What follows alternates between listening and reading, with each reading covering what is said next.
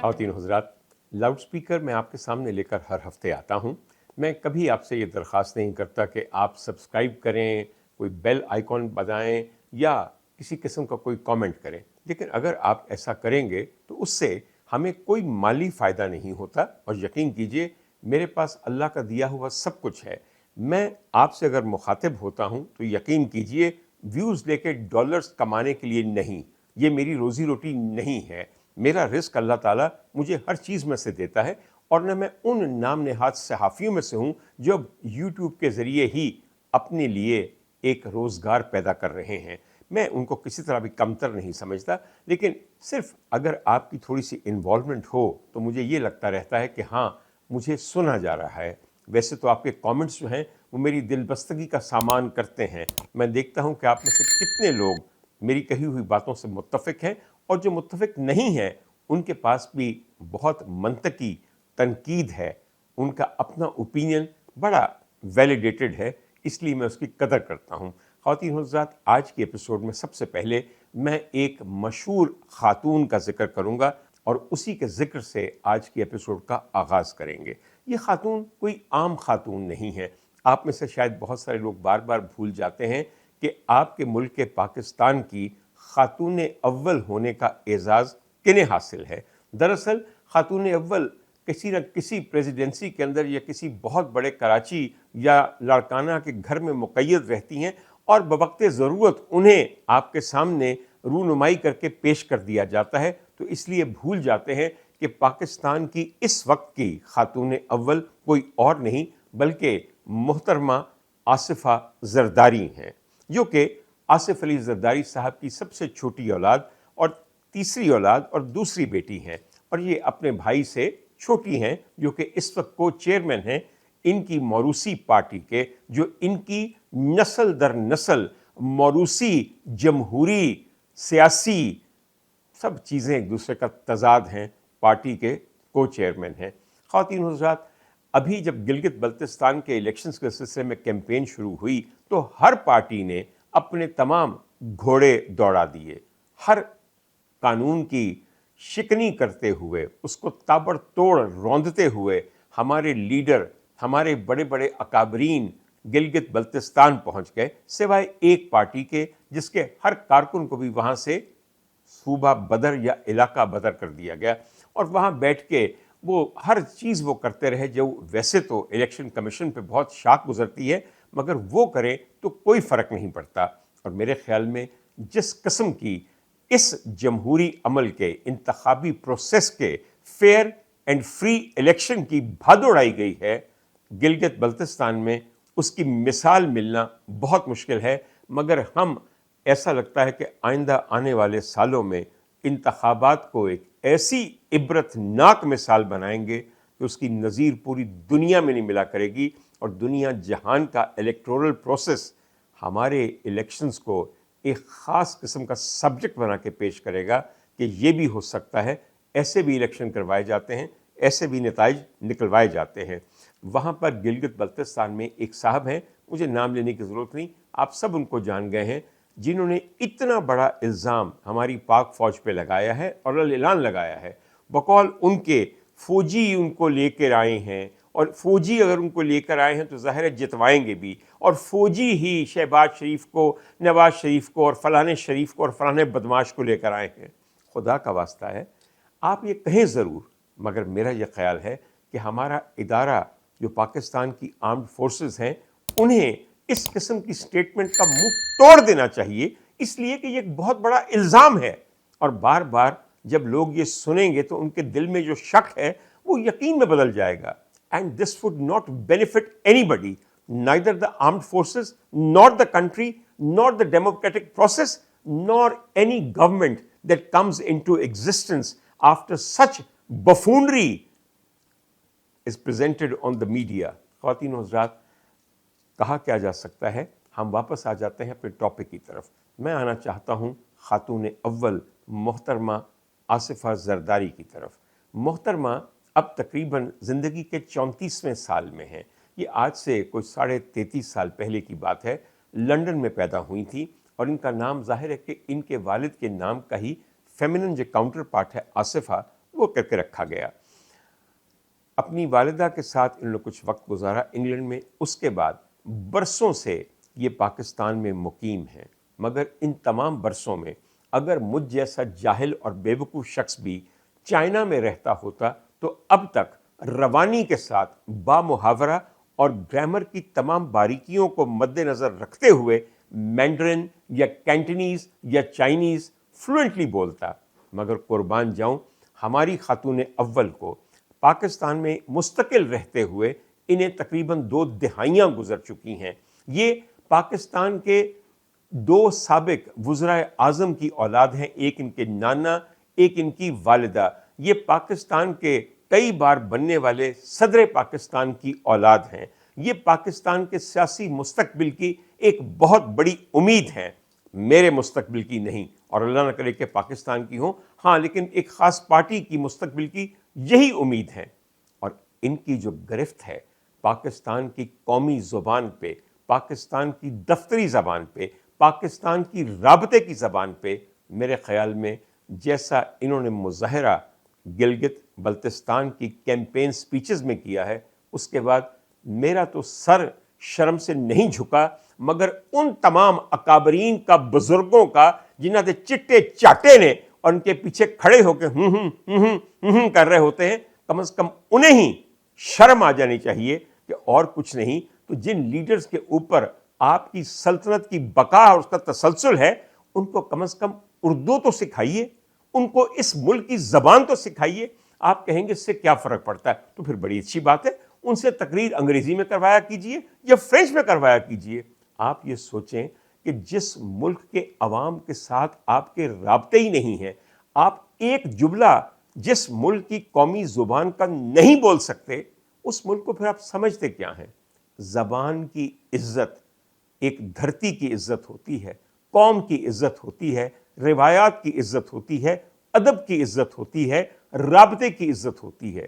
جب زبان کی عزت نہ رہے تو یقین کیجئے قوموں کی عزت نہیں رہتی۔ 20-25 سال میں اور 34 سالہ زندگی میں اگر یہ اردو نہیں سیکھ سکیں تو مجھے تو ان کی ایجوکیشن پہ بے انتہا شک ہے۔ یوں کہنے کو یہ یونیورسٹی کالج لنڈن سے ماسٹرز کر چکی ہیں، مجھے یقین ہے کہ کر چکی ہوں گی، تو اگر لاہور میں آ کے، کراچی میں رہ کے، نواب شاہ لڑکانہ میں رہ کے، نوڈیرو میں رہ کے، اسلام آباد میں رہ کے کسی اطالیق کو رکھ لیتی اور اس سے اردو بولنا اور پڑھنا سیکھ لیتی تو کیا مذائقہ ہے۔ ایک ان کی زندگی کا جو دار و مدار ہے وہ بے معنی نعروں پہ ہے۔ مثلا یہ لگاتے ہیں نعرہ بھٹو، جیے بھٹو، نعرہ بے نظیر، قوم کی تقدیر۔ ان سے لفظ نعرہ نہیں کہا جاتا، اور نعرہ بھٹو یعنی کہ اس کے اندر اضافت لگا کے آپ یہ ترکیب نہیں کہہ سکتے۔ کس قدر شرمندگی کا باعث ہے کہ وہ نعرہ جو ان کی آبیاری کرتا ہے، ان کو اربوں ڈالر کما کے دیتا ہے اس ملک پہ حکمرانی کرنے کے عوض، اس کا تلفظ انہیں نہیں آتا۔ نعرہ نہیں، نعرے بھٹو۔ اور نعرے بھٹو کون سا لفظ ہے اردو کا، مجھے پہلے آپ یہ بتائیے۔ اور اس سے زیادہ میرے خیال میں بہت ہی قباحت والی بات یہ ہے جب یہ نعرہ تکبیر کو نعرے تکبیر کہتی ہیں۔ خدا کے لیے ان کے تمام جو اطالیق اور جو میڈمیں پیچھے کھڑی ہیں سن رسیدہ، وہ اگر ان کی اس تعلیم پر توجہ دیں تو شاید ہمارے ذہنوں، ہمارے کانوں اور ہمارے دل پہ ان کا کہا ہوا اتنا گرا نہ گزرے۔ اس کے علاوہ خواتین حضرات میں کوئی ایک بات کروں، ہر جملے کے اندر ایک مضحکہ خیزی تھی۔ ایک جگہ کہنے لگی آپ سب کو ہنزا والوں کو دیدر مبارک۔ یہ دیدر کیا لفظ ہوتا ہے؟ پھر کسی نے کہا دیدار مبارک۔ کیا دیدار مبارک؟ کس چیز کا دیدار مبارک؟ اور یہ دیدر کیا لفظ ہے؟ میں مانتا ہوں کہ ان کی ساری سپیچ جو ہے وہ رومن میں لکھی ہوتی ہے، جو اردو کی سپیچ ہوتی ہے، مگر ایک دفعہ پہلے پڑھ تو لیں، پڑھ کے کسی کو سنا تو لیں۔ مگر کیا ضرورت ہے؟ وہ گدھے جو سامنے بیٹھے ہوئے ہیں انہوں نے تو ووٹ دینا ہی دینا ہے اور انہوں نے جیتنا ہی جیتنا ہے، اس لیے یہ تکلیف بھی انسان کیوں گوارا کرے؟ خواتین و حضرات، جیسی بے معنی باتیں انہوں نے اپنی سپیچز میں کی ہیں۔ کیا یہاں کے لوگ تعلیم چاہتے ہیں کیا یہاں کے لوگ بہتر مستقبل چاہتے ہیں؟ کیا یہاں کے لوگ روزگار چاہتے ہیں؟ اور بی بی ساری دنیا یہ چاہتی ہے، مگر تم کسی کو دے سکی ہو آج تک یہ سب کچھ؟ کون سا روشن مستقبل، کون سی تعلیم، کون سا روزگار، کون سی ترقی، کون سی معاشی خوشحالی آپ لوگوں نے سندھ کو دی ہے؟ یا کراچی کو کون سا آپ نے سنوار کے عروس البلاد بنا دیا ہے؟ مجھے بہت اچھا لگا جب گلگت کے رہنے والے ایک شخص سے یہ پوچھا گیا کہ یہ سب جو وعدے یہ کر رہی ہیں تو آپ کیا چاہتے ہیں کہ یہ حکمرانی میں آ کر گلگت بلتستان کو کراچی بنا دیں، پشاور بنا دیں، پنجاب بنا دیں، یا کچھ اور بنا دیں؟ انہوں نے کہا ہمیں اپنے حال پہ چھوڑ دیجئے، خدارا کراچی نہ بنائیے، ہم بالکل ان کی حکومت کا مرکز کراچی نہیں بننا چاہتے۔ یہ تقریریں آصفہ بی بی جا کے کیا کریں آپ سندھ میں، جہاں آپ کی پارٹی اصل اپنی طاقت کا سرچشمہ پاتی ہے، ان کے حالات جا کے دیکھا کریں کہ کیا آپ نے روشن مستقبل ان کو دے دیا ہے؟ خدا کی قسم میں جب سندھ جاتا ہوں تو مجھے سندھیوں کی بے حسی، ان کی، میں کیا الفاظ استعمال کروں، یقین کیجئے میں نے اپنی زندگی میں پاکستان کے کسی خطے کے اندر اتنی غربت نہیں دیکھی جتنی اندرون سندھ ہے۔ وہاں پہ صرف کہیں کہیں وہ ایک لگا ہوتا ہے انہی کے پارٹی کے 3 رنگوں کا کوئی پوسٹر، اور اس پہ لکھا ہوتا ہے سندھ جو رانی، اور ان کی والدہ کی یا ان کے بھائی کی تصویر ہوتی ہے۔ خدا کی قسم ہم پنجابیوں کو تو باتیں بناتے ہیں، مگر سندھی جتنا ظلم برداشت کرتے ہیں اس کی بھی مثال نہیں مل سکتی۔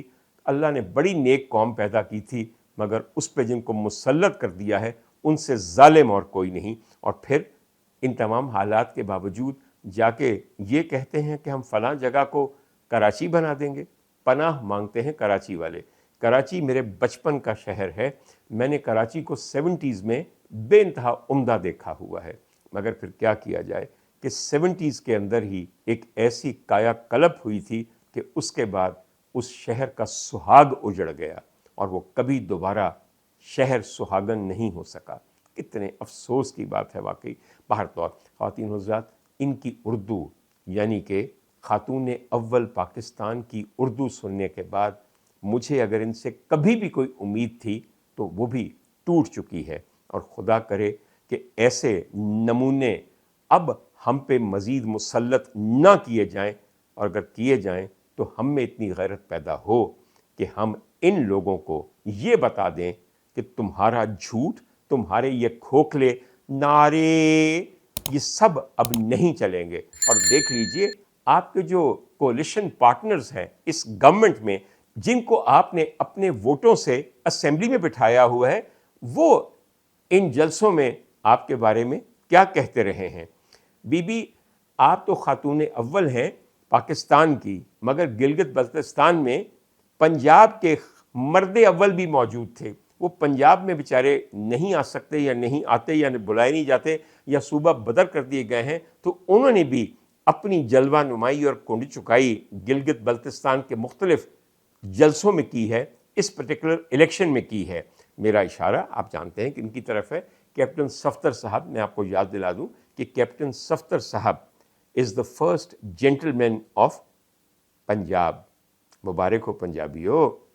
باہر طور اپنے ایک جلسے میں انہوں نے، آصفہ بی بی آپ کے بھائی جن کو ہر وقت عوام کا خیال رہتا ہے، یہی خیال رہتا ہے کہ اب ان 26 کروڑوں بندوں کا، ان جانوروں کا خون اور کس طرح چوسنا ہے، اور چوس کے کیسے ہم نے سوئٹزرلینڈ بھیجنا ہے، دبئی بھیجنا ہے، کیونکہ جہاز کھڑے ہوئے ہیں تازہ تازہ ڈالروں کی تھدیاں لے جانے کے لیے۔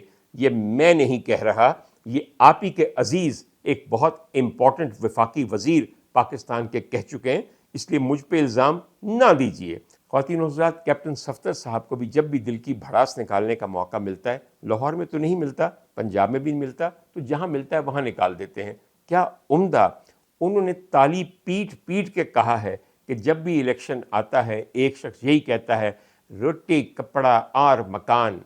میں اس تحقیر آمیز لہجے میں کہہ نہیں سکتا جس طرح کیپٹن صاحب نے کہا ہے، کیونکہ ان پہ ختم ہے ان صاحب کی نکالی، جن کے ساتھ انہوں نے یوں انگلیوں میں انگلیاں جوڑ کے اس ملک کے اوپر ایک چیز مسلط کی ہوئی ہے۔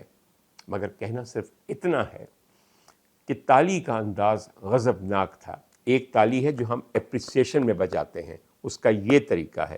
ایک تالی ہے جو قوال بجاتے ہیں جب وہ ہم نوائی کرتے ہیں لیڈ سنگر کی. ایک تالی وہ ہے کہ جو فنکار تال کو گننے کے لیے، اور وہ بھی ایک خاص طریقے سے یوں کر کے بجائی جاتی ہے کہ سم پہ آپ آئے ہیں کہ نہیں. مگر جو کیپٹن صفدر صاحب نے تالی پیٹی ہے بلاول بھٹو کی نقل اتارتے وقت، وہ ایک خاص طبقے کے ساتھ مخصوص ہے. کیپٹن صاحب نے کمال کر دی ہے، تالی کو غلط نہیں کیا اور نعرے اور اس لہجے کو بھی بالکل غلط نہیں کیا. روٹی، کپڑا اور مکان. 1970 کے اندر بھٹو صاحب یہ نعرہ لگایا کرتے تھے. آج سوچئے کتنے سال ہو گئے، تقریباً 56 سال ہو گئے، اور ابھی تک اسی نعرے اور نعرے بھٹو کے اوپر یہ پارٹی چل رہی ہے. کیا تبدیلی آئی؟ اگر 56 سال میں روٹی کو لوگ ترس رہے ہیں، کپڑا تن پہ لپیٹا نہیں جا سکتا اور کوئی مکان نہیں ہے، تو آپ تب بھی جھوٹ بولتے تھے، آج بھی جھوٹ اور پتہ نہیں کیا کیا بیچ رہے ہیں. بس کر دیجئے، یا کم از کم آپ ہی بحیثیت قوم اس جھوٹ کا پردہ چاک کر دیں. خواتین حضرات، آگے چلتے ہیں. ایک دو باتیں اور خواتین کے بارے میں کر دیں، اس لیے کہ خاتون اول کے ذکر مبارک سے میں نے آج کے ایپیسوڈ کا آغاز کیا ہے. خواتین حضرات، ایک صاحب ہیں جن کا نام اصغر علی صاحب ہے، عمر ان کی 64 سال ہے. کوئی معمولی اہلکار تھے. انہوں نے اپنی کوئی 57 یا 58 سالہ بیگم، جن کے ساتھ ان کی 40 سالہ رفاقت تھی ازدواجی، اور جن سے ان کے بطن سے 4 بچے تھے، 2 بیٹیاں اور 2 بیٹے. 2 بیٹیاں بیاہی ہوئی تھیں. بیاہی ہوئی بیٹیوں کے ہاں اولاد ہے، یعنی کہ ان کی بیگم نانی بن چکی تھی. ان کو ایک رات سے کہا کہ چل آئیں بیگم صاحبہ، میرا آج دل آیا ہوا ہے کہ میں آپ پہ چڑھ دوڑوں. اس بیچاری عورت نے تھکن یا اکتاہٹ یا کسی اور وجہ سے انکار کر دیا. پھر کیا تھا، انہوں نے ایک میٹیلک راڈ اٹھایا، جو کہ پہلے بھی بہت دفعہ اٹھایا ہوگا، ڈھاں اس کے سر پہ مارا. اس دفعہ وہ عفیفہ شاید یہ وار برداشت نہیں کر سکی، اور اس نے اپنی جان جو ہے وہ جان آفرین کے سپرد کر دی. یہ کرنے کے بعد ان کی لاش کو گھر پہ چھوڑ کے یہ صاحب مقامی تھانے میں گئے کہ بھئی میں نے مردانگی کا ایک ایسا نمونہ دکھایا اور مسلم مرد کی شان دکھائی ہے کہ اگر بیوی مسلم مرد کو یہ کہے کہ میں تمہارے ساتھ ہم بستری نہیں کرنا چاہتی جبکہ میں اب نانی بن چکی ہوں اور تمہیں بھی 64 سال کی عمر پہ کوئی صبر آ جانا چاہیے، تو پھر اس کو میں نے موت کی سزا دی ہے. کیونکہ ایسی منکر عورتیں، ایسی عورتیں جو شوہروں کی خواہش کا خیال نہ کریں، ان کا انجام سوائے قتل کے اور کچھ نہیں ہے. خواتین حضرات، یہ خبر ایک آدھ دن رہے گی، اس کے بعد بکواس ہو جائے گی، اس لیے کہ یوٹیوبرز اور ویلاگرز جا کے ان صاحب کا انٹرویو لے کر آپ تک پہنچا کے پیسے اپنے کھڑے کر لیں گے. لیکن ایک بار پھر ایک بہت اہم مسئلے نے سر اٹھایا ہے، اور وہ مسئلہ وہ ہے جسے ہم میرٹل ریپ کہتے ہیں، یعنی کہ ازدواجی عصمت دری. خواتین و حضرات، اس پہ بہت دفعہ بات ہو چکی، ہمارے علماء بھی اس پہ بات کرتے ہیں، مولوی حضرات بھی، فیمنسٹ لابی بھی، اور ہمارے جورسڈکشن کرنے والے جوڈیشل افراد بھی اس کے بارے میں اپنی رائے رکھتے ہیں. معاشرے کو بھی اس بارے میں اپنی ایک رائے فارم کرنے کی ضرورت ہے. آپ لوگ اکثر یہ کہتے ہیں کہ جب ایک عورت نے نکاح میں ایجاب و قبول کر لیا کسی مرد کو، تو اس کے بعد اس نے ایک کنسنٹ دے دی ہے کہ زندگی بھر جو اس کا شوہر چاہے گا، جب چاہے گا، جیسے چاہے گا، اس کے ساتھ جسمانی تعلقات قائم کر سکتا ہے. اور بالفرض عورت کسی ایسی وجہ سے اسے ریفیوز کر دے تو پوری رات فرشتے اس پہ لعنتیں بھیجتے ہیں. خدا کا واسطہ ہے، فرشتوں کو اور اللہ کے فرشتوں کو بیوی کے اوپر لعنتیں بھیجنے سے بہتر اور بھی کام ہے. خواتین حضرات، اس حدیث کو اسٹڈی کرنا بہت ضروری ہے. اور دوسری بات، میں آپ کو ایک بات بتاؤں، یہ جو رشتہ ہے ازدواج کا، یہ محبت کا رشتہ ہے، شفقت کا رشتہ ہے، یہ برداشت کا رشتہ ہے، یہ اطاعت کا رشتہ ہے دونوں طرف. یہ ایک دوسرے کا بھرم رکھنے کا رشتہ ہے، رحم دلی کا رشتہ ہے. یہ رشتہ ایسا ہے کہ جس میں ایک دوسرے کے لیے دل میں نرم گوشہ ہوتا ہے. آپ جب اس رشتے کو گھوم پھر کے صرف سستی جنسی لذت پہ لے آتے ہیں تو آپ میں اور جانور میں اور اس جانور میں جو گلی کے آوارہ کتے ہوتے ہیں ان کے درمیان کیا فرق رہ گیا؟ خواتین و حضرات، تمام مرد اس بات کا بہت کہتے ہیں کہ عورت بیوی ہمیں کبھی ریفیوز نہیں کر سکتی، یہ میرا حق ہے اور اس کا فرض ہے کہ میری جنسی خواہش کو پورا کرے۔ جنسی تعلق سے پہلے، بستر پہ جانے سے پہلے میاں بیوی کا تعلق اس سلوک سے شروع ہوتا ہے، اس کفالت سے شروع ہوتا ہے، اس محبت سے شروع ہوتا ہے جو مسحری پہ نہیں ہوتی۔ ایک عورت جس کا شوہر اس کی تمام ضروریات کا خیال کرے، اس کے بچوں کے لیے پرووائڈ کرے، اس کے گھر بار کا بوجھ اپنے اوپر اٹھائے اور اس کے ساتھ نرم خوئی سے پیش آئے، اس کے دل میں اپنے لیے عزت و احترام اور چاہت کے جذبات کو ابھارے، اس کو عورت کبھی بھی بلا وجہ ریفیوز نہیں کرے گی۔ اور بالفرض اگر عورت نے کہہ دیا کہ میری طبیعت اچھی نہیں ہے، میرے سر میں درد ہے، میں تھکی ہوئی ہوں، گھر میں بچے جاگ رہے ہیں، میں آج مناسب نہیں سمجھتی، موسم ٹھنڈا ہے، گیزر کام نہیں کر رہا، میں کل صبح نہا نہیں سکوں گی، یہ سب ویلڈ ریزنز ہیں، سب ویلڈ ریزنز ہیں۔ ان حالات میں شوہر کو اپنی بیوی پر دباؤ ڈال کے، اس کو ڈانٹ ڈپٹ کے، زبردستی کر کے، زور زبردستی کر کے، ظلم کر کے، تشدد کر کے ایک ایسے تعلق کو قائم کرنے پہ مجبور کرنا جو قرابت کا تعلق ہے، جس کی بنیاد محبت ہونی چاہیے، درندگی نہیں ہونی چاہیے۔ تو آپ سوچیں ایسا آدمی جب اپنی بیگم پہ سے اتر کے لیٹتا ہے مسحری کی اپنی طرف، تو تب اللہ کے فرشتے اس کے جنم پہ تھوکتے نہیں ہوں گے، اس پہ لعنتیں نہیں بھیجتے ہوں گے؟ تب لعنتیں صرف عورتوں کے لیے بچ گئی ہیں اگر وہ کسی وجہ سے مرد کو ایک دفعہ انکار کر دیں، اور مرد زبردستی کرے تو ساری حوریں اور پریاں اور فرشتے تالیاں بجاتے ہوں گے آپ کے خیال میں؟ بس کر دیجئے خدا کے لیے، شادی میں قطعاً یہ نہیں ہوتا کہ زور زبردستی ہو۔ اور ایک میں آپ کو بات بتاؤں، یہ رویہ عورت کی طرف سے بھی تبھی آتا ہے جب مرد صرف اس کی طرف ملتفت تب ہوتا ہے جب اس کا صرف بدن پڑا ہو ٹھنڈا اور وہ بے لباس ہو اور بستر ہو۔ معاشرت اور ازدواجی معاشرت کا تعلق صبح کی پہلی گھڑی سے ہے اور رات کی آخری گھڑی تک ہے۔ کتنی محنت ایک شوہر کرتا ہے ایک بیوی اور اس کی اولاد اور اس کے گھر بار کو سنبھالنے اور پالنے کے لیے، اس کا انعام پھر عورت اپنی سپردگی سے دیتی ہے۔ ہاں، ایک اور مسئلہ یہ ہے کہ بہت سے مولوی حضرات یہ کہتے ہیں کہ یہاں تو عورتیں نہ کر رہی ہیں نہ شکری کہیں کی، اور جہاں پہ مرد بیچارے مرتے جا رہے ہیں کشتے کھا کھا کے، کیونکہ عورتوں کی جنسی خواہش کی تکمیل ہو سکے، ان کی شادی قائم رہے، ان کے تانے، ان کے طنز نہ سننے پڑیں۔ یہ بھی واقعی تصویر کا دوسرا رخ ہے۔ ہمارے ہاں کتنے ہی مرد تھکاوٹ کی وجہ سے، کتنے ہی پریشانیوں کی وجہ سے، معاشی پریشانیوں کی وجہ سے، کاروباری پریشانیوں کی وجہ سے، سماجی پریشانیوں کی وجہ سے شاید اس طرح پرفارم نہیں کر سکتے جیسے وہ جوانی میں کرتے تھے۔ ان کو بھی کیا کیا سننے کو ملتا ہے۔ رشتہ ازدواج میں دونوں طرف، شوہر اور بیوی دونوں اطراف سے، اگر آپ نے سیکشول انٹیمیسی کو، جنسی تعلقات کو ویپنائز کر دیا ایک دوسرے کو ذلیل کرنے کے لیے، تو دونوں گناہ گار ہیں۔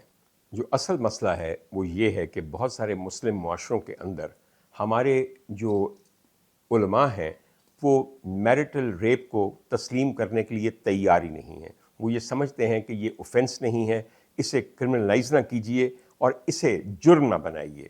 مگر پھر ایک لابی ایسی بھی ہے جو یہ سمجھتی ہے کہ زور زبردستی کے ساتھ، بغیر کسی کے کنسنٹ کے، بغیر کسی کے مائل ہونے کے، اگر آپ جنسی تعلقات قائم کرتے ہیں، وہ بے شک آپ کی نکاحی بیوی ہی کیوں نہ ہو، وہ یقیناً عصمت دری ہے رشتہ ازدواج میں۔ اس ڈیبیٹ کو حل کرنے کے لیے صرف آپ کو یہ دیکھنا ہے کہ اللہ تعالیٰ نے اس رشتے کو کہا کیا ہے، اس رشتے کی بنیاد کیا ہے، اس رشتے کے تقاضے کیا ہیں، کیا آپ وہ سب پورے کرتے ہیں؟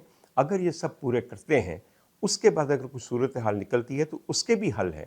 اگر ایک خاتون بیماری کی وجہ سے یا کرونک فٹیگ کی وجہ سے یا بچوں کی وجہ سے بار بار اپنے میاں کو اس کی جائز خواہش سے انکار کرتی ہے، تو میرے خیال میں وہ اپنے لیے دو تین قسم کی صورتحال کو دعوت دے رہی ہے۔ ایک یہ کہ میاں اسے چھوڑ کے ایک اور شادی کر لے، یا میاں اسے چھوڑ کے کہیں اور باہر منہ مارنا شروع کر دے، یا میاں بالکل اس سے متنفر ہو جائے۔ اگر ایسی صورتحال ہے تو پھر خوش دلی سے اپنے میاں کو اپنے ثانی کی اجازت دیجیے، یا اس سے طلاق لے کے یا علیحدگی اختیار کر کے رہنا شروع کر دیجیے، تاکہ اس کا معاملہ چلتا رہے۔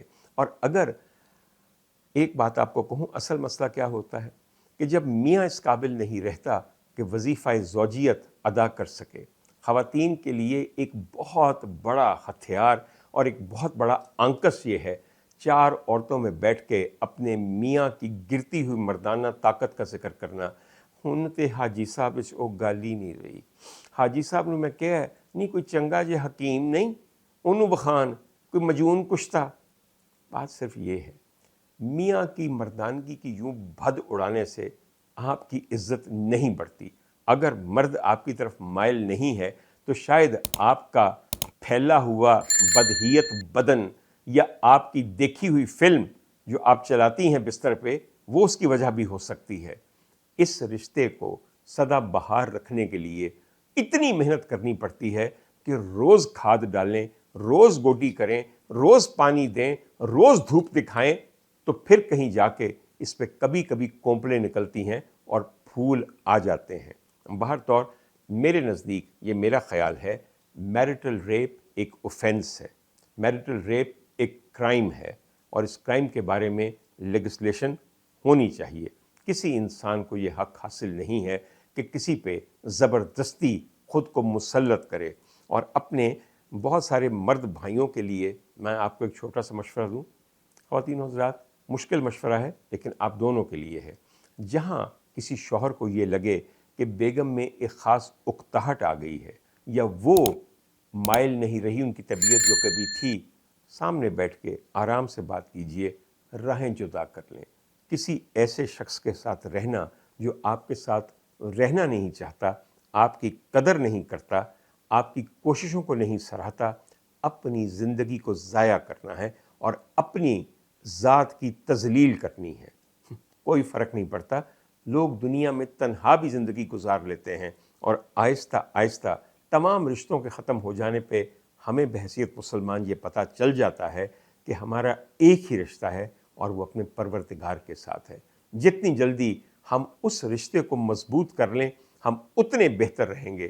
آپ توحید کی بات کرتے ہیں کہ میرا پروردگار شرک برداشت نہیں کرتا، وحدانیت کو پسند کرتا ہے، تو آپ کے جو دل کے صنم خانے میں اتنے بت اور اتنی تصاویر آویزاں رہتی ہیں، جب تک ان تمام تصویروں کو پھاڑ کے نہیں پھینکیں گے، ان بتوں کو نہیں توڑیں گے، تب تک اگر آپ کا یہ خیال ہے کہ آپ کا معبود اپنا پائے ناز آپ کے کعبہ دل میں اتارے گا، تو میرے خیال میں آپ بہت بڑی بے وقوفی کا شکار ہیں۔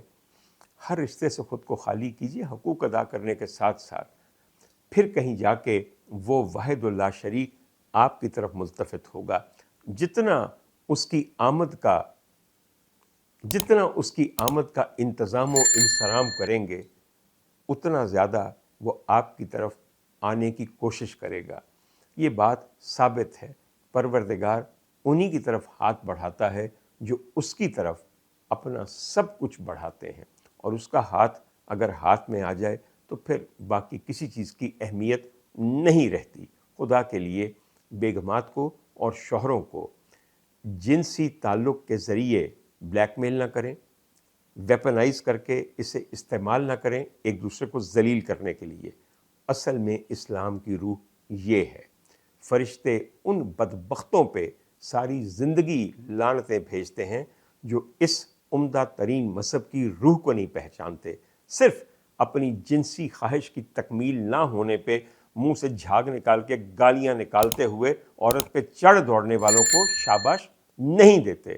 خواتین حضرات، آخر میں ایک اور خاتون کا ذکر کرنا ہے چونکہ خواتین پہ بات ہو رہی ہے، اور وہ یہ ہے کہ سپریم کورٹ نے ظاہر جعفر، جس نے نور مقدم کا گلا کاٹ کے پہلے اس کو ریپ کر کے اس کو قتل کر دیا تھا، اور اس کے سر کے ساتھ، کٹے ہوئے سر کے ساتھ فٹ بال کی طرح ٹھوکریں مار کے کھیلتا رہا اسلام آباد کے ایک بہت پوش علاقے میں، تو ان کی جو ایک رحم کی نظر ثانی کی اپیل تھی اس کو بھی ریجیکٹ کر دیا ہے، اور ان کے لیے 10 سال قید یا عمر قید اور اس کے علاوہ جو سزائے موت ہے اسے برقرار رکھا ہے۔ آج سے 5 سال پہلے یہ واقعہ پیش آیا تھا جبکہ ایک سابق سفارتکار کی بیٹی نور مقدم کو ایک بہت متمول فیملی کے بیٹے ظاہر جعفر نے ریپ کرنے کے بعد قتل کر دیا۔ یہ جولائی کا واقعہ ہے۔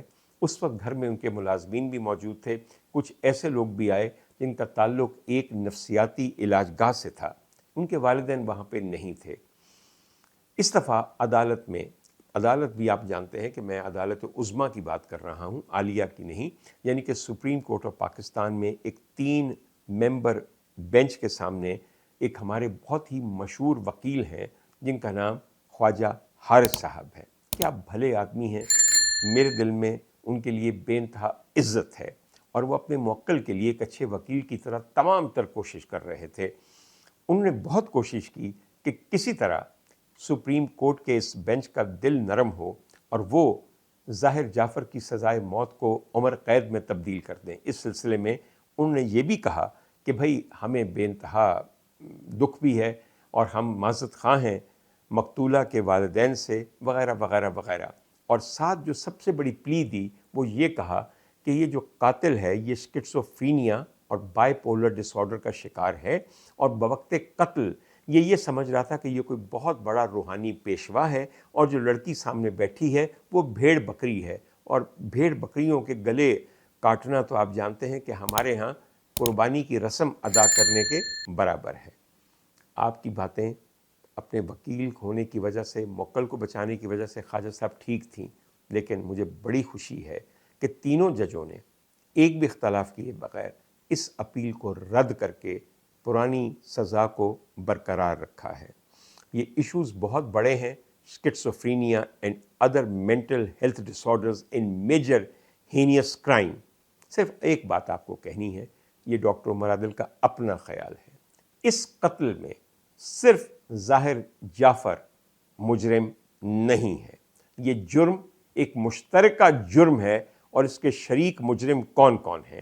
ظاہر جعفر کے والدین سب سے پہلے، ان کو اپنے بیٹے کی ذہنی حالت کے بارے میں پتہ تھا، ان کو اپنے بیٹے کے غصے کا پتہ تھا، جو ڈرگز وہ استعمال کرتا تھا، جو علاج اس کا وہ تھوڑا بہت کرواتے تھے، وہ سب پتہ تھا۔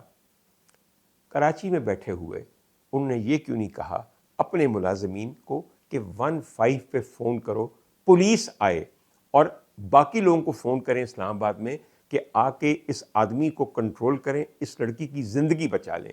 آئیے میں آپ کو بتاؤں اس میں شریک مجرم دوسرے کون ہیں۔ اس میں شریک مجرم دوسرے شوکت مقدم صاحب اور ان کی بیگم ہیں، جو نور مقدم کے والدین ہیں۔ کتنے ہی سال سے ان دونوں کا آپس میں گہرا تعلق تھا۔ کیا آپ کو پتہ نہیں تھا کہ آپ کی بیٹی شادی سے پہلے کس لڑکے سے بار بار ملتی ہے؟ کتنی ہی تقریبات میں میں نے انہیں اسلام آباد میں ناچتے اور گاتے دیکھا ہے۔ اس قتل سے چند مہینے پہلے کی بات ہے کہ نور مقدم صاحبہ اپنے ہونے والے دیور کی شادی میں ناچ رہی تھیں اور نہال ہو رہی تھیں۔ ان کی والدہ نے ان سے یہ نہیں پوچھا کہ بی بی رات کے اس پہر تم مجھے بتائے بغیر کہاں چلی گئی ہو، کس سے ملنے گئی ہو، اور وہاں پہ کیا کر رہی ہو، اور فون پہ مجھے بتاتی کیوں نہیں کہ تمہارے ساتھ کیا معاملہ پیش آ رہا ہے اور تم کیوں یہاں پہ آئی ہو؟ یہ کہنا کہ ایک آخری دفعہ ملنے آئے ہیں، کیوں آخری دفعہ ملنا ہے جب آئندہ ملنا ہی نہیں ہے؟ اور ایک آخری بات آپ کو بتا دوں، مقتولہ خود اپنے قتل کی ذمہ دار ہے۔ میں اگر ایک خاتون کے ساتھ اتنے برس رہوں اور اتنی انٹیمیسی کے ساتھ رہوں تو کیا میری ایک ایک عادت، میرے مزاج کے سب موسم، میری شخصیت کے سارے کالے گوشے، میری منشیات، میرا غصہ، میری پارٹی، میری تحقیر سب سے واقف نہیں ہو جاتے آپ؟ اور اگر واقف ہو جاتے ہیں تو درندے کی کھو میں جانے والا خود کو شکار نہ سمجھے، وہ اپنے آپ کو وہ نذرانہ سمجھے جو وہ درندے کی درندگی کو پیش کرنے کے لیے خود وہاں چل کے آیا ہے۔ آپ کا اپنا خیال ہو سکتا ہے، میرا اپنا خیال ہے۔ جاتے جاتے 2 باتیں خواجہ حارث صاحب کے متعلق جو آپ نہیں جانتے، لیکن میں آپ کو بتاؤں گا تب جب ایک دفعہ آپ سبسکرپشن والا بٹن دبا دیں گے۔ دبا دیا ہے نا آپ نے؟ تو آئیے میں آپ کو بتاتا ہوں۔ خواجہ حارث صاحب کے والد خواجہ سلطان صاحب لاہور کے بہت بڑے کرمنل لائر ہیں، اور مرڈر کیسز میں تو وہ ایک خاص مہارت رکھتے تھے۔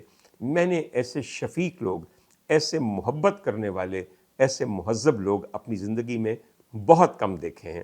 خواجہ سلطان صاحب کا اس دنیا سے چلے جانا میرے لیے ایسا ہی ایک ذاتی دکھ ہے کہ جیسا میرے لیے اپنے والد بزرگوار کا چلے جانا ہے۔ وہ اتنے عمدہ آدمی تھے۔ خواجہ سلطان صاحب اور خواجہ حارث صاحب دونوں باپ بیٹے ہمیشہ ایسے لوگوں کے وکیل بنتے ہیں جو ہمارے ملک کے وزرائے اعظم رہے ہیں۔ تو آپ سوچئے کیسے موکلوں کے یہ وکیل ہیں اور کتنے عمدہ وکیل ہوں گے۔ بہر طور ایک اور آپ کو بات پوچھنی ہے، اور یہ انفارمیشن شاید آپ میں سے بہت کم لوگ جانتے ہوں۔ یہ بتائیے کہ خواجہ سلطان صاحب کی فیملی میں سے سب سے مشہور آدمی کون ہے، اور اس کا وکالت سے کوئی تعلق نہیں۔ سوچ لیجئے، خواجہ سلطان صاحب کی فیملی میں جو شخص میرے لیے خصوصی احترام اور عزت کا حقدار ہے، وہ ان کے بڑے بھائی خواجہ خورشید انور صاحب ہیں، جن کو ایک عظیم موسیقار ہونے کا مقام حاصل ہے۔ وہ نہ صرف ایک عظیم موسیقار تھے بلکہ ایک انٹلیکچوئل تھے، اور اس کے علاوہ بہت بڑے فلم ساز بھی تھے۔ کتنے ہی ایسے گیت ہیں جو ملکہ ترنم مادام نور جہاں نے خواجہ خورشید انور صاحب کے لیے گائے، اور میں یہ سمجھتا ہوں کہ اگر خواجہ صاحب کو ملکہ ترنم کی آواز نصیب نہ ہوتی تو ان کی سوچی ہوئی دھنیں سوچی ہوئی رہ جاتی، ان کو حقیقت کی تجسیم نہ ملتی۔ بہر طور آخر میں ایک سوال اور، یہ بتائیے کہ خواجہ خورشید انور صاحب کی فیملی میں سب سے زیادہ مشہور شخص کون ہے، اور وہ بھی ایک وکیل تھا؟ آیا آپ کے ذہن میں؟ نہیں نہ آیا؟ یہی تو فائدہ ہے پھر ڈاکٹر عمر عادل کا لاؤڈ سپیکر سننے کا، کہ کچھ ایسی باتیں آپ کو اب ان عمروں میں پتہ چل رہی ہیں جو پہلے کبھی پتہ نہیں تھی۔ خواجہ خورشید انور صاحب کے ننہال میں میری نظر میں سب سے قابل عزت، سب سے قابل احترام ایک وکیل صاحب تھے جو ان کے سگے خالو تھے، ان کے سگے خالو تھے، یعنی کہ ان کی بیگم ان کی سگی خالہ تھیں۔ اور یہ کون تھے؟ یہ مفکر پاکستان، حکیم الامت، جناب حضرت علامہ سر محمد اقبال صاحب تھے۔ خواجہ خورشید انور کے خالو ہمارے شاعر مشرق تھے، پوئٹ آف دا ایسٹ، اور اس خطہ پاک کا خواب دیکھنے والی عظیم ہستی تھے۔ میں جب یہ سوچتا ہوں کہ میں نے علامہ کا نام لینا ہے تو میں یہ سوچ لیتا ہوں کہ کیا میں بوضو ہوں، کیا میں حالت پاک میں ہوں، اور پھر ان کا نام لیتا ہوں۔ مجھے ان سے اتنی عقیدت ہے۔ تو دیکھیے، عقیدتوں کا یہ سفر خواجہ حارث صاحب سے شروع ہو کے حضرت سر علامہ اقبال تک پہنچا۔ یہ اور بات ہے کہ بہت بڑے لوگوں کے ہاں بھی ایسے ناہنجار نواسے ہو جاتے ہیں کہ جو ان کے لیے عزت کا کوئی باعث نہیں بنتے۔ بہت مہربانی۔